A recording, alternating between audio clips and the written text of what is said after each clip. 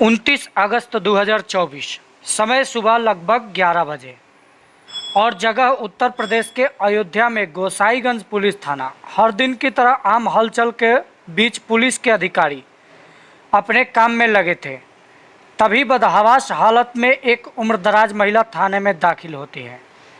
Police कर्मियों को लगता है कि शायद महिला के साथ छोटी मोटी लड़ाई झगड़े की कोई घटना हुई है, लेकिन जैसे ही महिला थाने पहुंचने की वजह का खुलासा करती है, पुलिस कर्मियों को पैरों तले से ज़मीन खिसक जाती है। महिला रोते हुए बताती है कि उसके पास एक फ़ोन आया और फ़ोन करने वाले ने कहा कि तुम्हारी बेटी की लाश रेलवे स्टेशन के पास के खंडर में पड़ी है।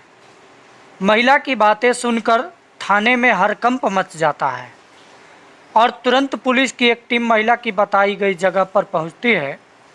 जिस खंडर का महिला ने जिक्र किया, वो जगह पुलिस थाने के कुछ ही दूरी पर थी। पुलिस की टीम जैसे ही वहां पहुंचती है तो वहां से तेज़ दुर्गंध आने लगती है। मुंह पर रुमाल रखकर पुलिसकर्मी अंदर दाखिल हुए तो देखा कि वहां एक लड़की की सड़ी गली लाश पड़ी है। पुलिसकर्मी तुरंत अपने सीनियर अधिकारियों को मामले की खबर देते हैं और लाश का पंचनामा कर उसे पोस्टमार्टम के लिए भिजवा दिया जाता है। जो महिला थाने आई थी उससे पहचान करने के लिए कहा जाता है तो वो महिला कपड़ों और पाँव के पायल से पहचान करके बताती है कि यह लाश उसकी बेटी सविता की है। पुलिस हत्या का केस दर्ज कर मामले की छानबीन शुरू कर देती है।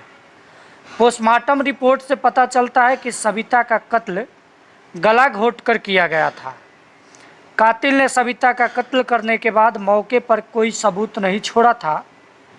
जिस नंबर से सविता की मां को फ़ोन किया गया वो नंबर सविता का ही था और अब स्विच ऑफ हो चुका था।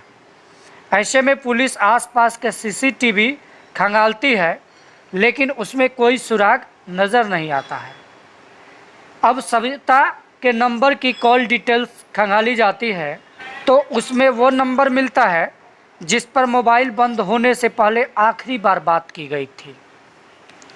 ये नंबर दीपक नाम के एक लड़के का था।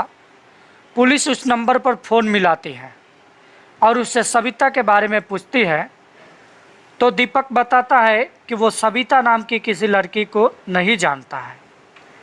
पुलिस का शक और बढ़ जाता है और उसके नंबर की लोकेशन की ट्रेस कर दीपक को गिरफ्तार कर लिया जाता है और उसके बाद उससे पूछताछ शुरू कर दिया जाता है। शुरुआत में तो दीपक गोल-मोल करके जवाब देता है, लेकिन पुलिस जब सख्ती से उससे पूछताछ करती है तो वो सारी सच्चाई बयां कर देता है।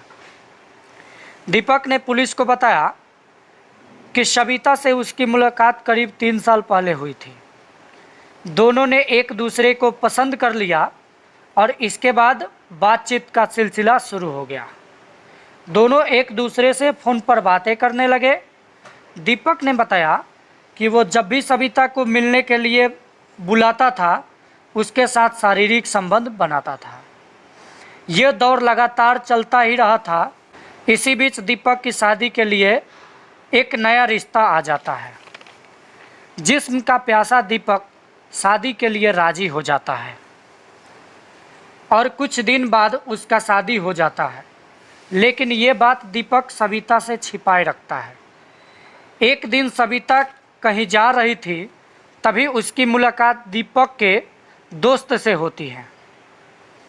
वो उससे दीपक के बारे में पूछती है तो उसका दोस्त बताता है कि दीपक की शादी हो गई है और वो अपनी पत्नी के साथ व्यस्त है। इस पर सविता बहुत रोई और दीपक से बातचीत करना पूरी तरह से बंद कर दी। समय बीतता गया। धीरे धीरे सविता का दिल दीपक के दोस्त पर आ गया और ये दोनों एक दूसरे से बेइंतहा मोहब्बत करने लगे। एक दिन जब दीपक को पता चला कि अब सविता उसके दोस्त के मोबाइल पर बातें करती है और उसके दोस्त से प्रेम करने लगी है, तब वो बहुत गुस्सा हुआ और उसी वक्त सविता को कॉल लगाया और पूछा तो सविता ने उसे साफ साफ जवाब दे दिया कि अब वो उसके साथ कोई रिश्ता रखना नहीं चाहती है। इतना कहकर सविता ने फ़ोन काट कर दिया। 20 अगस्त 2024 को दीपक ने सविता को फिर एक बार और कॉल किया और बोला कि सविता, आखिरी बार तुम मुझसे आकर मिलो। आज के बाद मैं ना तो तुम्हें फ़ोन करूंगा और ना ही मिलने के लिए बुलाऊंगा। ये बात सुनकर सविता को लगा कि चलो एक बार मिल लेते हैं। आज के बाद दीपक नाम के लड़के से उसका पीछा हमेशा के लिए छूट जाएगा। अगले दिन 21 अगस्त 2024 को सविता ने अपनी माँ से कहा कि वो किसी काम से बाहर जा रही है। अगर आने में उसे देर हो जाएगी तो वो अपने बुआ के घर चली जाएगी। इतना कहकर सविता घर से निकल गई। दीपक ने उसे उसी खंडर में बुलाया था जहां वे दोनों हमेशा छिप छिप कर मिला करते थे और शारीरिक संबंध भी बनाया करते थे।